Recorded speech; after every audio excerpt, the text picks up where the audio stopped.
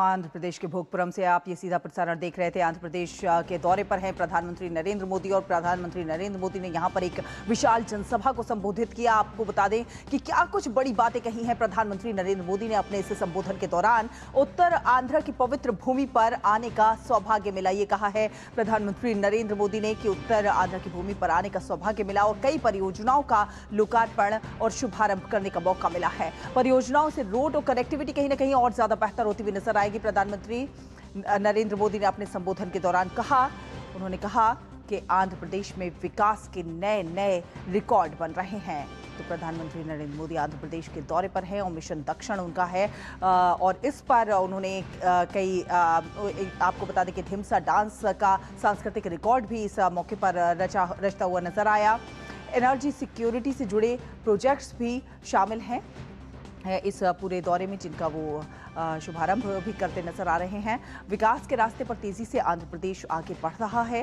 प्रधानमंत्री नरेंद्र मोदी ने कहा कि विकास की गति यहां पर काफ़ी तेज नजर आ रही है और आंध्र प्रदेश के युवाओं के लिए कहीं ना कहीं विकास की सौगात प्रस्तुत करते हुए नजर आए प्रधानमंत्री नरेंद्र मोदी। पहले एक ही परिवार के नाम पर एयरपोर्ट के नाम रखे जाते थे, प्रधानमंत्री नरेंद्र मोदी ने कहा, और युवाओं के लिए विकास की नई सौगात प्रस्तुत की। और साथ साथ उन्होंने कहा कि पहले एक ही परिवार के नाम पर एयरपोर्ट के नाम रखे जाते थे, लेकिन हमारी सरकार आने के बाद इस परंपरा को खत्म किया गया है। जी हाँ, अब एक परिवार के नाम पर एयरपोर्ट के नाम नहीं होते हैं और इस परंपरा को हमारी सरकार आने के बाद खत्म किया गया है। अयोध्या में एयरपोर्ट का नाम वाल्मीकि से जोड़ा गया है। जी हाँ, इतिहास को जो है एक तरह से पुनर्जीवित करते हुए नजर आ रहे हैं। संत रविदास जी के नाम से एयरपोर्ट का नाम पंजाब में जोड़ा गया है। तो लगातार जिस प्रकार से अलग अलग राज्यों में जो हमारे लोग रहे हैं, हमारी जो संस्कृति है, विरासत है, उसके नाम पर रखा जा रहा है। आंध्र में एयरपोर्ट का नाम श्री अल्लूरी राजू के नाम पर, अल्लूरी सीताराम राजू के नाम पर रखा गया है। और एयरपोर्ट आंध्र और उत्तर आंध्र की ग्रोथ का एक तरह से रनवे नजर आ रहा है। आंध्र के युवाओं के बेहतर भविष्य का लॉन्च पैड एक तरह से इसे कहा जा रहा है। साल 2014 से पहले देश में सीमित जो है एयरपोर्ट थे, लेकिन 12 सालों में एयरपोर्ट की संख्या जो है जिस तरह से बढ़ती हुई नजर आ रही है, वो दिखा रहा है कि किस तरह से ग्रोथ इंजन जो है वो काम कर रहा है। 12 साल में एविएशन सेक्टर ने असाधारण प्रगति की है। देश भर में हाईवे, एक्सप्रेसवे लगातार बनते नजर आ रहे हैं। राज्य के विकास के लिए प्रयास हो रहे हैं। डबल इंजन की स्पीड से राज्य आगे बढ़े, उसके लिए लगातार प्रयासरत है प्रधानमंत्री नरेंद्र मोदी। उन्होंने कहा कि मैंने आंध्र के लोगों से डबल इंजन सरकार का मांगा था आशीर्वाद, और वो मिला है और देश के रेलवे स्टेशनों को आधुनिक बनाया जा रहा है। देश जो है ब्लू इकोनॉमी को लगातार मजबूत कर रहा है और पूरा क्षेत्र कोस्टल इकोनॉमिक कॉरिडोर के रूप में विकसित होता हुआ नजर आएगा। विशाखापट्टनम से कृष्णपट्टनम तक पुराने पोर्ट्स जो हैं कहीं ना कहीं आधुनिक हो रहे हैं और प्रदेश में करीब 1 लाख करोड़ की रेलवे परियोजनाओं पर काम लगातार जारी है। राज्य के पूरे रेल नेटवर्क का इलेक्ट्रिफिकेशन हो चुका है और 70 से ज्यादा रेलवे स्टेशनों को आधुनिक बनाया जा रहा है। राज्य में तैयार होगा अब आधुनिक लॉजिस्टिक नेटवर्क। उद्योगों को बेहतर कनेक्टिविटी मिलती हुई नजर आएगी। प्रदेश के किसानों को ज्यादा फायदा, ज्यादा लाभ मिलता हुआ नजर आएगा। ईज ऑफ डूइंग बिजनेस की बात की जाए तो यह और ज्यादा बढ़ता हुआ नजर आएगा। सॉफ्टवेयर के साथ साथ मैन्युफैक्चरिंग का हब भी आंध्र प्रदेश जो है बनता हुआ नजर आएगा। आंध्र प्रदेश में ग्रोथ का इकोसिस्टम एक पूरा तैयार हो रहा है और आंध्र प्रदेश देश के एक बड़े फार्मा हब के रूप में विकसित होता नजर आएगा। तो राज्य में आधुनिक लॉजिस्टिक नेटवर्क जो है वो बन रहा है और उद्योगों को बेहतर कनेक्टिविटी मिल रही है। तो एक तरह से ग्रोथ इंजन जो है वो काम करता हुआ नजर आ रहा है।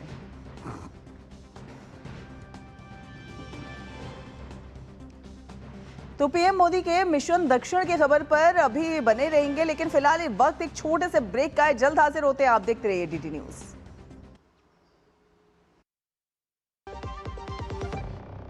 बाबा केदार के दर्शन के बाद मेरे मुंह से अनायास निकला था कि इस शताब्दी का तीसरा दशक उत्तराखंड का दशक होगा।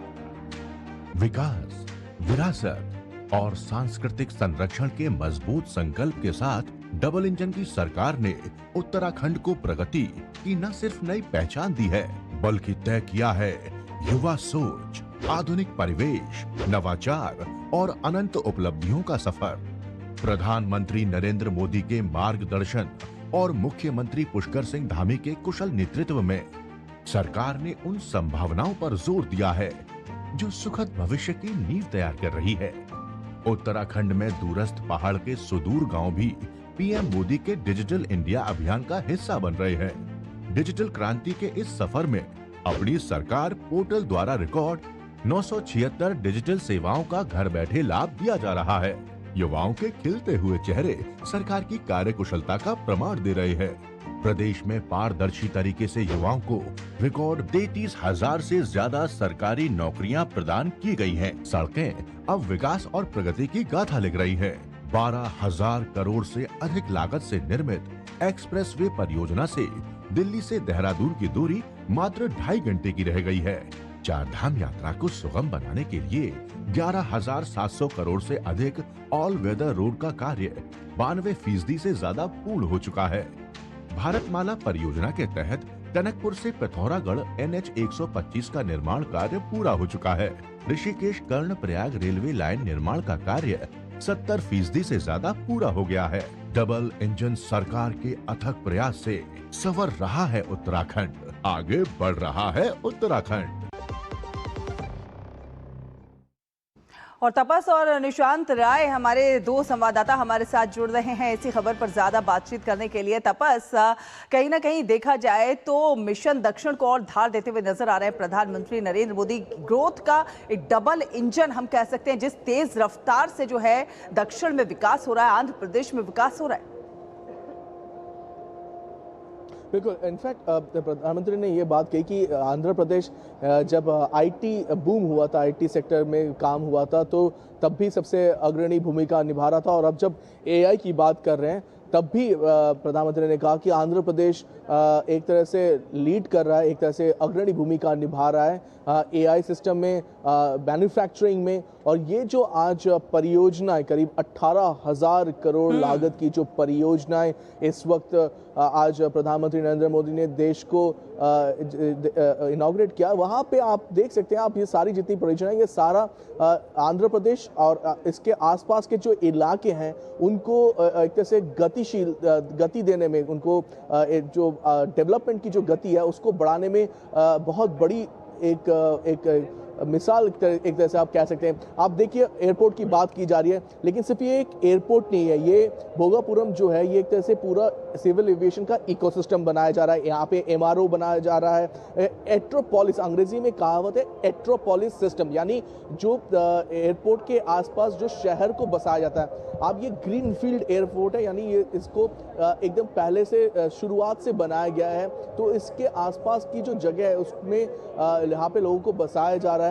और जो विशाखापट्टनम है वहाँ से आप समझिए उसका जो प्रेशर है उसको कम किया जा रहा है यहाँ पे। तो एक तो ये पूरा सिस्टम तैयार किया जा रहा है। दूसरा एक जो अहम चीज़ है कि हाईवे जो सेक्टर है उस पर काम किया जा रहा है। हाईवे की भी आज प्रधानमंत्री ने जो शिलान्यास किया, जो हाईवे बनाने का, और जो स्मार्ट सिटीज़ किया, तो वो एक तरह से आप सोचिए कि बहुत महत्वपूर्ण हो जाता है, क्योंकि एयरपोर्ट को अगर दूसरे जो शहर है उनके साथ जोड़ा जाएगा तो उसके लिए हाईवे की ज़रूरत है। तीसरा, जैसे मैंने कहा कि जो एआई सिस्टम के लिए सेमीकंडक्टर की बहुत ज़रूरत है, और आज जो सेमीकंडक्टर जो उसको लोकार्पण किया गया, उसको बनाने के लिए आप सोचिए वो सेमीकंडक्टर करीब 90 मिलियन एनुअली हर साल चिप्स बनाएगा। ये सिर्फ देश के लिए नहीं, विदेशों के लिए। एक समय था जब भारत मतलब 100% जो सेमीकंडक्टर है वो विदेश से इंपोर्ट करता था, और अब ये थोड़ा बदल रहा है। ये चीज़ें जो है बदलनी शुरू हो चुकी है। हम देख पा रहे हैं कि अभी हैदराबाद, इससे पहले अलग अलग जगह गुजरात में हमने देखा। तो ये जो पूरा इकोसिस्टम है उसको बदलने की बात की जा रही है। जो अहम चीज़ है जो प्रधानमंत्री ने एक और कहा कि जो ब्लू इकोनॉमी और ग्रीन इकोनॉमी, या ब्लू इकोनॉमी, यानी कि जो इकोनॉमी जो कोस्टल एरिया पानी के ऊपर निर्भरशील है, ग्रीन इकोनॉमी जहाँ पे, और ग्रीन एनर्जी जो एक तरह से एनवायरनमेंट को फायदा पहुंचाती है, जैसे सोलर एनर्जी कहिए या विंड एनर्जी कहिए। ये सारी चीजें जो है एक आप समझिए अलग अलग मोती हैं, लेकिन इनको पिरोया गया है और ये जो नायाब तोहफा है आंध्र प्रदेश के लोगों को दिया गया है। बिल्कुल, आंध्र प्रदेश के लोगों को ये बड़ा तोहफा प्रधानमंत्री नरेंद्र मोदी की ओर से दिया गया है। मैसूरू से निशांत राय भी हमारे साथ जुड़ रहे हैं। निशांत, कई परियोजनाओं का लोकार्पण हुआ है, शिलान्यास हुआ है, कहीं ना कहीं विकास को और गति देने की, रफ्तार देने की कोशिश की जा रही है। लेकिन अगर हम राजनीतिक लिहाज से देखेंगे, रणनीतिक लिहाज से देखें तो प्रधानमंत्री नरेंद्र मोदी का ये जो दौरा होने वाला है, ये कितना ज्यादा महत्वपूर्ण हो जाता है?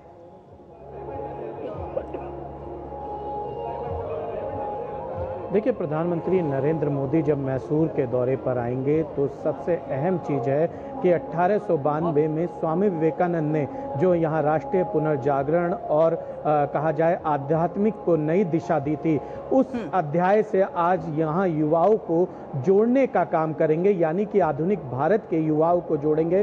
प्रधानमंत्री यहाँ यूथ सेंटर का उद्घाटन जरूर करेंगे एक इमारत का, लेकिन उस इमारत के उद्घाटन के साथ साथ युवाओं का किस तरीके से चरित्र निर्माण हो, किस तरीके से युवाओं का संपूर्ण विकास हो, किस तरीके से व्यक्तित्व निर्माण हो और किस तरीके से उनके अंदर राष्ट्रीयता की भावना आए, इसके लिए महत्वपूर्ण हो जाता है कि मैसूर में स्वामी विवेकानंद के जो विचार हैं उनको युवाओं तक कैसे ले जाया जाए। और प्रधानमंत्री नरेंद्र मोदी उसी काम को करने के लिए मैसूर में आ रहे हैं। और ये कहा जा सकता है जब प्रधानमंत्री नरेंद्र मोदी स्वामी विवेकानंद के आदर्शों को लेकर यहाँ पर रामकृष्ण मठ जाएंगे और साथ ही उस स्मारक का उद्घाटन करेंगे, विवेकानंद स्मारक का, साथ ही यहाँ पर तमाम विवेकानंद के अनुयायी से बात करेंगे, तो 1892 की यादें कुछ ताज़ा होंगी, कुछ उनके विचारों को और तेजी से फैलाने का मौका मिलेगा।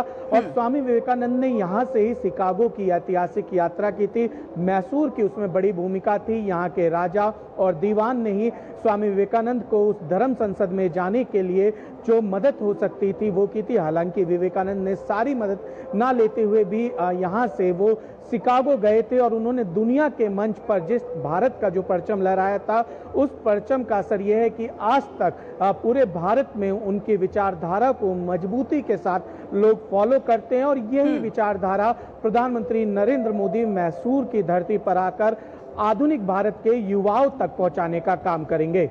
बिल्कुल, आपसे ये भी जानना चाहेंगे निशांत कि किस तरह का उत्साह वहां पर लोगों में है प्रधानमंत्री नरेंद्र मोदी के इस दौरे को लेकर।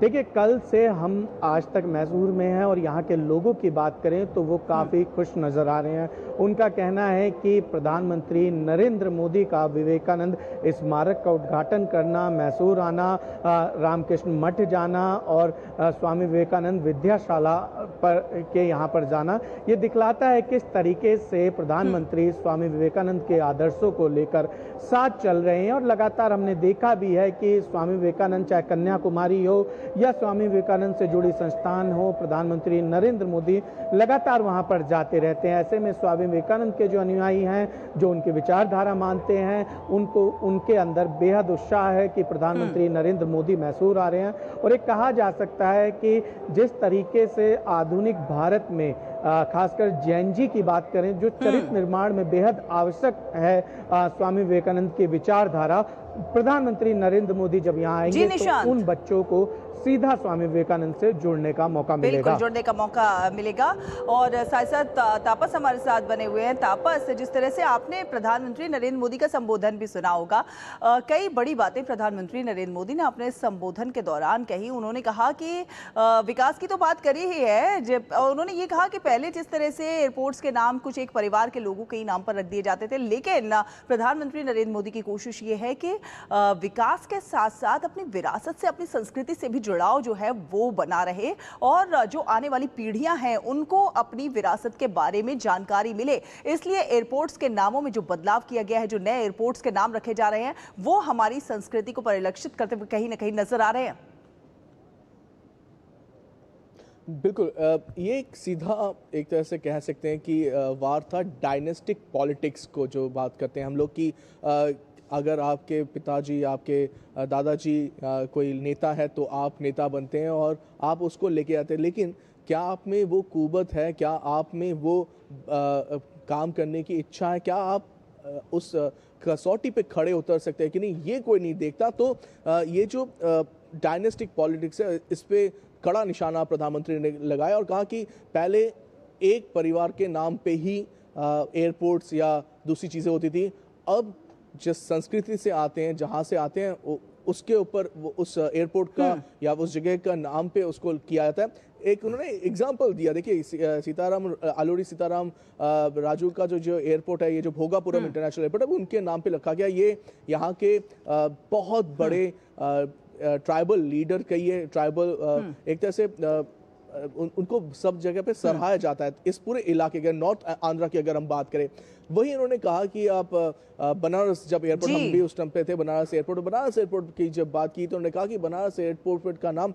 भगवान वाल्मीकि उसमें किया गया। अब वही संत रविदास का एयरपोर्ट का जो नाम की दिया गया, पंजाब का जो एयरपोर्ट था वो संत रविदास जी के नाम पे दिया गया। तो यहाँ पे दिखाया जाता है कि किसी परिवारवाद का नाम नहीं, दूसरा उस जगह की जो कल्चर है, उस जगह का जो मान्यता है, उसको बढ़ावा दिया जा रहा है। तो ये एक तरह से जो यहाँ के लोग हैं वो भी इसी वजह से इस जगह को अपना मानेंगे। मैं आपको एक एग्जांपल देता हूँ। कल करीब बिल्कुल तपस कहीं ना कहीं परिवारवाद पर एक तरह से जो है उन्होंने प्रहार भी किया और जो जिस तरह से अपनी संस्कृति, अपने विरासत को जो है पुनर्जीवित करने का प्रयास है उसके बारे में बताया। बहुत बहुत धन्यवाद तपस और निशांत दोनों का ही हमारे साथ जुड़ने के लिए, तमाम जानकारी जो है हमारे दर्शकों से साझा करने के लिए। तो आप